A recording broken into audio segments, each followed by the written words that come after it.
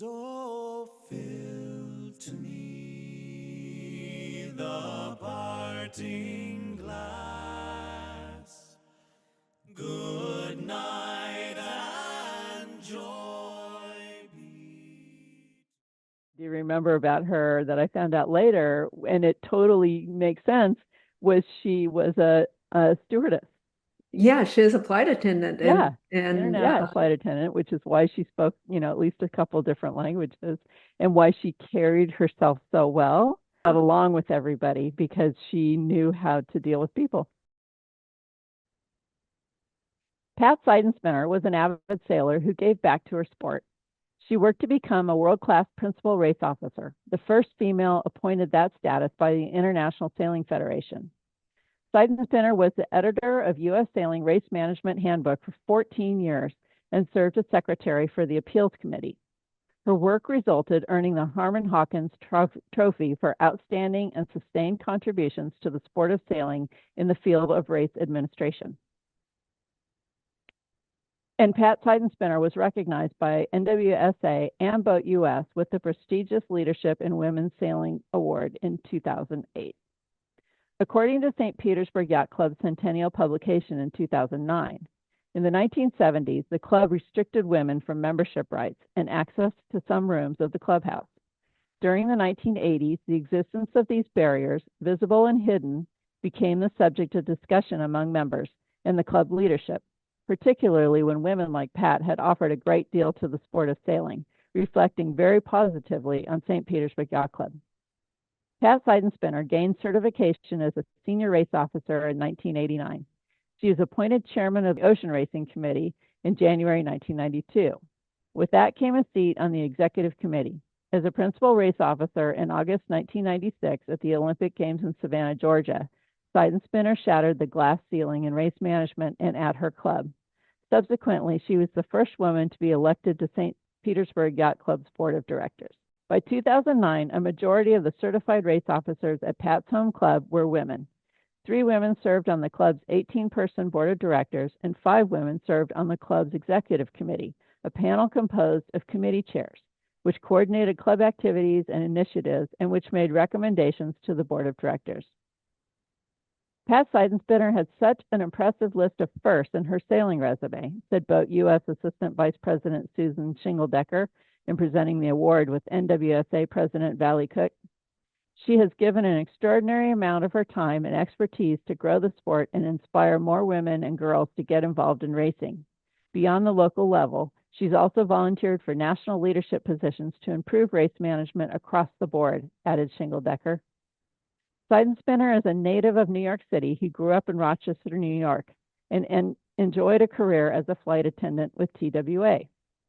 Among some of her firsts in her sailing career, she was the first female principal race officer for the SORC and many other championships at St. Petersburg Yacht Club. She was the first female appointed as the international race officer by the International Sailing Federation. She was the first female principal race officer at the Olympic Games. My name's Barbara Watson, and I had the good fortune to know Pat Seidenspinner. I'd like to remember her from some of the comments made at her memorial service. Pat Seidenspinner was the great PRO and teacher. She coached me when I was running a course for the Thompson Cup, a grade 2 women's match race. There was a 30-degree wind shift as the first match was coming down to the leeward mark. As I called for a change of course and signals went up, the wind snapped back to its original direction. I had frozen in the middle of giving instructions to the weather-marked boat when a calm voice behind me said, "You might want to consider just clipping the change mark to the weather mark." It was simple, fast, and brilliant, said Eric Johnson, U.S. Sailing Club race officer, judge, and umpire. That epitomized Pat. If there was never a crisis on board with her, everything was calm. She always had an answer. Being the first to PRO an Olympic course, she wryly commented that she'd never be able to run another race without at least 70 people helping her. But of course, she was more than capable of that. Another great friend of Pat's, Carol Bardis, said at the memorial, "You all know of Pat's excellence in race management and her gift for making swift decisions. On occasion, she would make a change without finding out if her race committee could enable it. Once she signaled a course change to the windward mark without consulting the mark boat. When she called Wilson Barnes to put in the change mark, he told her that Coast Pilot had stopped, so she called the Mark State boat to take over. His anchor rod had separated from the chain. He was out of fuel and drifting. He needed a tow off the course. She called the jibe mark. He was anchored and could not get there in time. She asked Wilson to hail a little powerboat that had passed by and stop to watch the race. As you can imagine, that little passerby saved the day. He put in the change mark and towed the boats out of the way. Pat was totally unflappable the whole time. She was amazing. I mean, when you bring her name up, I wish I'd been able to be around her more. You instantly liked her.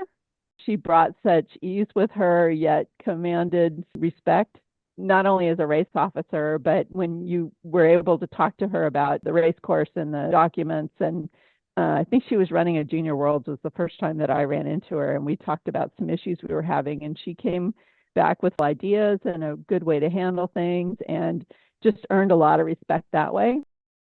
She was committed to promote women in sailing, and as women achieved the following first: Commodore, St. Pete Yacht Club, International Race Officer, ISAF, Pro for SORC, Pro for the Olympics.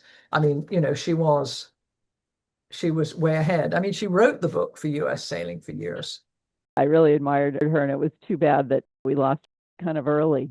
Even Karen Park's last little thing is, who would have known that okie dokie was the proper radio protocol for signing off.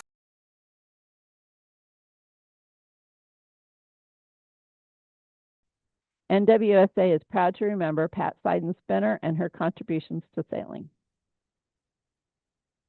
Then gently rise and softly call, good night and